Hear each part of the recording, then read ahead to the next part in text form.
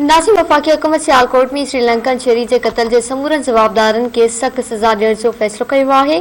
वज़ीर आज़म इमरान ख़ान की सदारत हेठि थियल इजलास में मौक़िफ़ इख्तियार कयो वियो त फ़र्दनि ऐं हुजूम के कानून हथ में खणण की इजाज़त नथी ॾेई सघिजे, न ई वरी अहिड़नि वाक़िअनि के बर्दाश्त करे सघिजे थो। वज़ीर आज़म इमरान ख़ान की सदारत हेठ मुल्की सलामती की मजमूई सूरत हाल ते इजलास थियो, जंहिंमें army chief general Qamar Javed Bajwa, सुद समावरे वफ़ाक़ी वज़ीर फवाद चौधरी, घरू वज़ीर शेख रशीद, क़ौमी सलामती बाबत सलाहकार डॉक्टर मुईद यूसुफ ऐं पंजाब के वॾे वज़ीर उस्मान बुज़दार समेत सिविल ऑफिसरन शिरकत कई। इजलास में श्रीलंकन शहरी के वहशियाने कत्ल ते गिणती जो इज़हार कंदे कातरन के इंसाफ़ के कटहरे में आणण जो अज़म कियो वियो।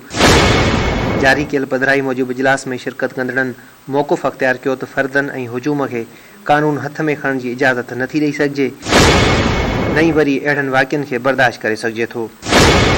इजलास में फ़ैसिलो कियो वियो त अहिड़नि वाक़िअनि के रोकण लाइ गॾियल हिकमत अमली जोड़ी वेंदी ऐं समूरनि जवाबदारनि के सख़्त सज़ाऊं ॾिनियूं वेंदियूं।